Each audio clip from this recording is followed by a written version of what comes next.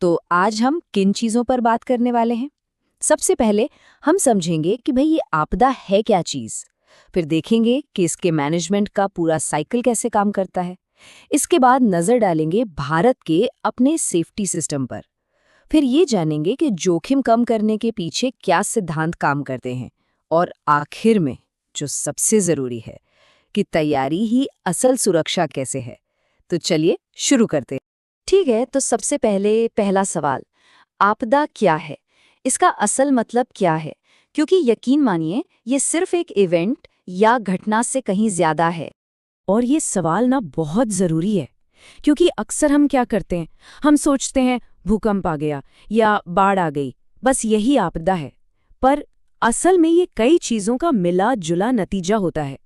तो चलिए इसे एक एक करके परत दर परत समझते हैं।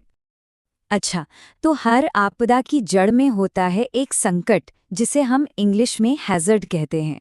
अब ये क्या है? सिंपल है। ये कोई भी खतरनाक सिचुएशन हो सकती है, जैसे कोई नेचुरल चीज, भूकंप या चक्रवात, या फिर कोई इंसान की बनाई हुई चीज, जैसे कि कोई केमिकल लीक। ये बस एक पोटेंशियल खतरा है बस। अब आता है दूसरा हिस्सा, सुभेद्यता या वल्नरेबिलिटी। इसका सीधा सा मतलब है कि कोई कम्युनिटी उस खतरे से कितनी आसानी से प्रभावित हो सकती है। एक छोटा सा एग्जाम्पल लेते हैं। सोचिए नदी के किनारे कुछ कच्चे घर बने हैं, तो जाहिर है जब बाढ़ का खतरा आएगा तो वो घर ज्यादा वल्नरेबल होंगे, है ना? ये असल में हमारी सामाजिक, आर्थिक और फिजिकल कमजोरियों को दिखाता है। और फिर जब ये दोनों चीजें मिल जाती हैं, यानी संकट और सुभेद्यता, तो पैदा होता है जोखिम, रिस्क। बिल्कुल सिंपल भाषा में कहें तो जोखिम ये बताता है कि किसी खास खतरे से एक कमजोर कम्युनिटी को कितना नुकसान होने की संभावना है। ये नुकसान का एक असली चांस है। तो ये रहा आपदा का पूरा फॉर्मूला। संकट यानी खतरा, प्लस सुभेद्यता यानी कमजोरी, और इन दोनों को मिलाकर बनता है आपदा का जोखिम। अब इसमें सबसे मजेदार बात क्या है? देखिए, हम खतरे को तो नहीं रोक सकते, भूकंप आएगा तो आएगा, है ना? लेकिन अगर हम अपनी कमजोरी को कम कर लें तो आपदा के असर को काफी हद तक घटा सकते हैं। यही है सारा खेल। चलिए, अब जब हमें समझ चुके हैं कि आपदा बनती कैसे है, तो अब ये देखते हैं कि इससे निपटने का जो पूरा प्रोसेस है, जो मैनेजमेंट साइकिल है, वो आखिर काम कैसे करता है।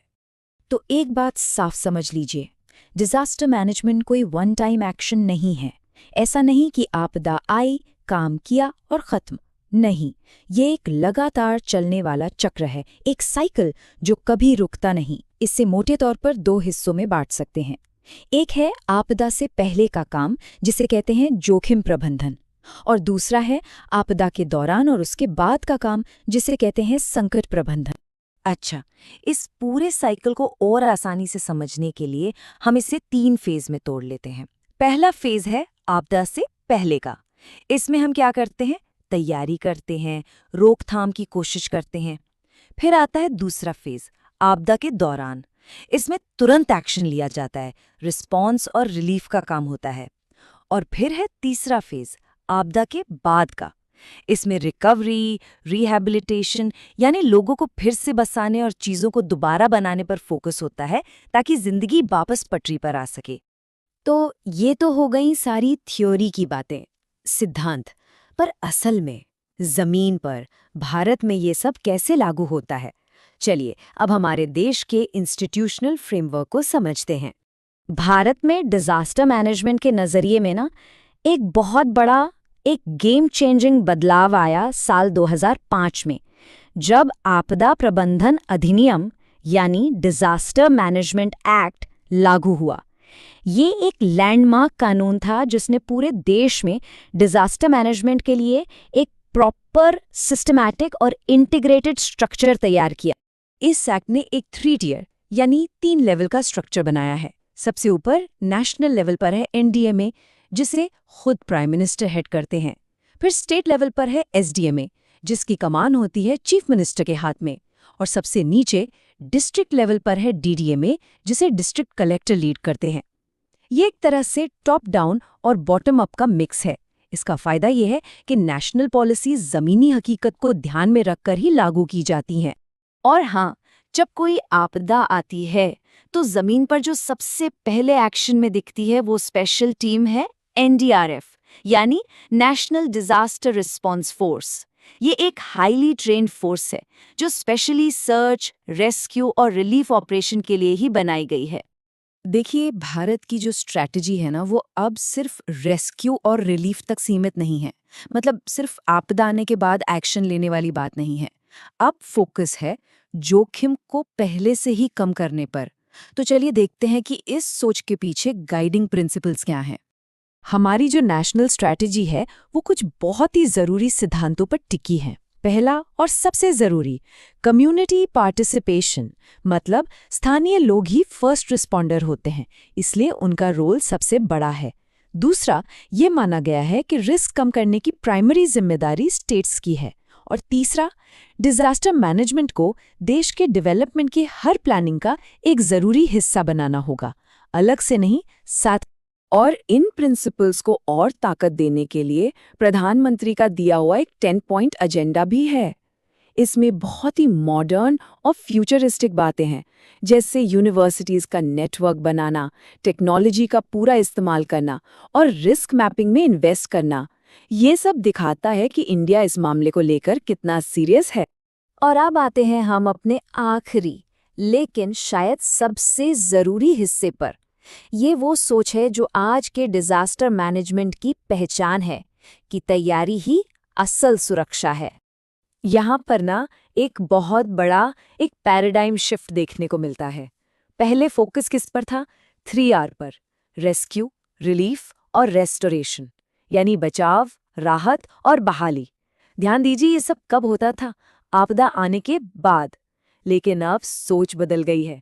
अब हम बात करते हैं 3P की, प्रिवेंशन, प्रिपेयर्डनेस और प्रूफिंग, यानी रोकथाम, तैयारी और प्रूफिंग। मतलब साफ है, अब इंतजार नहीं करना है। अब जोर इस बात पर है कि आपदा को या तो होने से रोकें या फिर उसके असर को पहले से कम कर दें। और सुनिए, ये तैयारी सिर्फ बड़ी बड़ी बातों या कागजों तक की नहीं है, ये जमीन पर उतर चुकी है। जैसे एनडीएमए में रिलीफ कैंप्स के लिए मिनिमम स्टैंडर्ड्स तक तय कर दिए हैं कि वहाँ साफ सुथरी रसोई होगी, हर इंसान को कितना पीने का पानी मिलेगा, बच्चों और महिलाओं जैसे वल्नरेबल ग्रुप्स का खास ख्याल रखा जाएगा। ये दिखाता है कि असली तैयारी का मतलब हर छोटी बड़ी चीज की प्लानिंग करना होता है। तो सार ये है, सबसे जरूरी बात यह है कि एक रेजिलिएंट सोसाइटी, एक ऐसा समाज जो आपदाओं से लड़ सके, वो सिर्फ सरकार के प्रयासों से नहीं बन सकता। इसमें हर नागरिक की, हर कम्युनिटी की भागीदारी बहुत जरूरी है। जब हम सब तैयार होंगे, तभी तो हमारी कलेक्टिव सिक्योरिटी की नींव मजबूत होगी। तो ये पूरी बातचीत हमें एक बहुत जरूरी सवाल पर लाकर छोड़ देती है। सवाल ये है कि हम सब अपने अपने लेवल पर, इंडिविजुअली और कम्युनिटी के तौर पर अगली आपदा के लिए खुद को कैसे तैयार कर सकते हैं। क्योंकि एक बात याद रखिए, जब तैयारी हर घर से, हर गली मोहल्ले से शुरू होगी, तभी पूरा देश सही मायने में सुरक्षित बनेगा।